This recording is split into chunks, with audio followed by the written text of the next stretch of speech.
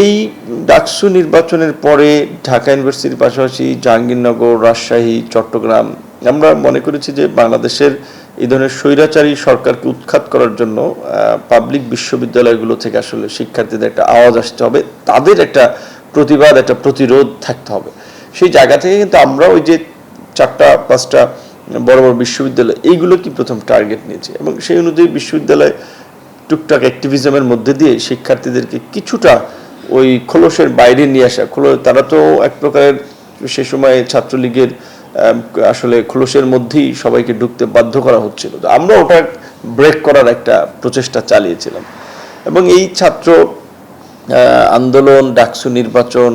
তার পরবর্তীতে বাংলাদেশের জাতীয় রাজনীতির বিভিন্ন ইস্যুতেও আমরা যে তরুণ এবং ছাত্রদের যে একটা ঐতিহাসিক ভূমিকা ছিল 60-এর দশকে, 70-এর দশকে, ইভেন 80-র দশকেও, কারণ মুক্তিযুদ্ধের পূর্বে এই দেশের ছাত্ররাই রাজনীতির গতিপথ নির্ধারণ করেছে। মুক্তিযুদ্ধের পরেও বিশেষ করে 70-এর দশকে, 80-র দশকে এরশাদ বিরোধী আন্দোলন ছাত্ররাই আসলে ঘটিয়েছে। ওই লিগ্যাসি থেকে আমাদের কাছে মনে হয়েছে যে আমাদের উপর একটা ঐতিহাসিক দায় এসেছে কিছু করার জাতির জন্য এবং এই ফ্যাসিবাদ থেকে জাতিকে মুক্ত করার একটা ভূমিকা রাখার। সে কারণে আমরা এই আন্দোলনকে বিভিন্নভাবে সংগঠিত করার জন্য মেইন স্ট্রিম রাজনীতির থেকে একটু আলাদা থেকে নিজেদেরকে সংগঠিত করার, ভয়েস রেইজ করার চেষ্টা করেছি এবং সেখান থেকে এই গণ অধিকার পরিষদ রাজনৈতিক প্ল্যাটফর্ম গঠন করা এবং সর্বশেষ এই জুলাই গণ অভ্যুত্থানে আমরা যখন দেখলাম যে সরকার আদালতকে ব্যবহার করে একটা সেটেল ইস্যুকে আবার সে সামনে আনার চেষ্টা করছে এবং যেটা হচ্ছে আমাদের রাজনৈতিক একটা লিগ্যাসি, কারণ আমাদের উত্থানটা কোথায় বা আমাদেরকে মানুষ কেন কিভাবে চেনে, কোটা সংস্কার আন্দোলনের নেতা হিসেবে যে আন্দোলন তরুণদেরকে রাজনৈতিকভাবে এবং বিভিন্নভাবে সংগঠিত করে দেশের মানুষকে একটা মেসেজ দিয়েছিল এবং সেই তরুণরা ওই আন্দোলন থেকে রাজনীতিতে আছে, তারা কোটা সংস্কার থেকে রাষ্ট্র সংস্কারের দিকে। তো এই লিগ্যাসির ভিত্তিতে আমরা রাজনীতি করছি, সেখানে মনে হচ্ছে যে এটা যদি ফিরিয়ে আনে তাহলে তো আমরা ব্যর্থ, তাহলে তো আমাদের রাজনীতির লিগ্যাসি আসলে ওইভাবে থাকে না, গ্রাউন্ড থাকে না। তখন আমরা তো ক্যাম্পাস থেকে বের হয়ে এসেছি, আমরা এখন জাতীয় রাজনীতি করছি এবং বিএনপির সাথে আমরা সরকার পতনের এক দফার দাবিতে আন্দোলন করছি, যুগপৎ আন্দোলন, এই নির্বাচন বর্জনের আন্দোলন আমরা করেছি জোরালোভাবে। কাজে আমরা তো স্পষ্টতই সরকার বিরোধী শক্ত ফেস হিসেবে চিহ্নিত। সেক্ষেত্রে আমরা যদি ছাত্র আন্দোলনের লিড দিতে যাই, সেটা আসলে শুরুতেই এটা বিতর্কিত করবে বা প্রশ্নবিদ্ধ করবে। তখন আমরা আমাদের মধ্যে অপেক্ষাকৃত কম পরিচিত কিংবা 2018 সালে কোটা সংস্কার আন্দোলন এবং পরবর্তী ক্যাম্পাস অ্যাক্টিভিজমে যারা ছিল আমাদের পরিচিত, ওদের সাথে আলাপ আলোচনা করে আমরা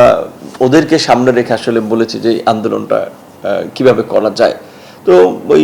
বরাবরের মতোই বা ওই 18 সালের আন্দোলনের মতোই এই আন্দোলনে আমাদের ছাত্র নেতৃবৃন্দ, বিশেষ করে ছাত্র অধিকার পরিষদের সাথে যারা সম্পৃক্ত ছিল, অনেকেই আপনার ঢাকা থেকে শুরু করে জেলা পর্যায়ে কিন্তু একেবারে ফ্রন্ট ফেজে ছিল, বিকজ তাদের একটা অভিজ্ঞতা ছিল এবং কিছুটা এই রাজনৈতিক প্রতিকূল পরিস্থিতিতে কাজ করে একটু ম্যাচুরিটিও তৈরি হয়েছিল এবং তারাই বলা চলে ঢাকার বাইরে একটা উল্লেখযোগ্য সংখ্যক আসলে নেতৃত্ব দিয়েছে। সেখানে এই জুলাইয়ের বিশেষ করে যখন আপনার ইভেন আপনার 15ই জুলাই যখন প্রধানমন্ত্রী শেখ হাসিনা আপনার সংবাদ সম্মেলন করে ছাত্রদেরকে রাজাকারের নাতিপুতিদের সাথে একটা তুলনা করেছিলেন, সেই সময় 14ই জুলাই যখন তিনি চীন থেকে ফিরে একটা সংবাদ সম্মেলন করে শিক্ষার্থীদের উপরে খুব ক্ষোভ উগরে দিলেন, চীনে যে পাত্তা পান নাই ওইটার এই আপনার আক্রোশটা শিক্ষার্থীদের উপর দেখিয়েছেন এবং শিক্ষার্থীরা রাতে সন্ধ্যা দেখলাম ঢাকা বিশ্ববিদ্যালয়ের স্লোগান দিয়েছিল যে তুমি কে আমি কে, রাজাকার রাজাকার। তখন কিন্তু আমাদের কাছে মনে হচ্ছে যে এইটা তো আওয়ামী লীগ এই ন্যারেটিভ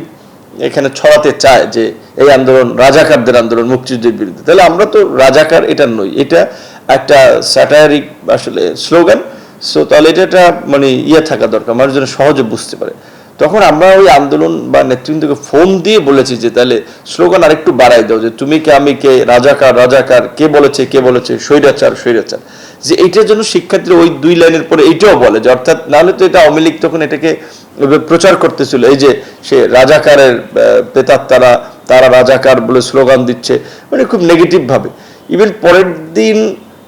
রাজপথে 15 তারিখ আমি নিজেও স্লোগান দিয়েছি যে এবং সেটাকে ভিডিও আকারে প্রচার করেছে যাতে সবাই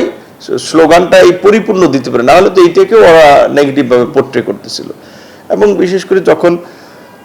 আবু সাইদের এবং বিশেষ করে এই 16ই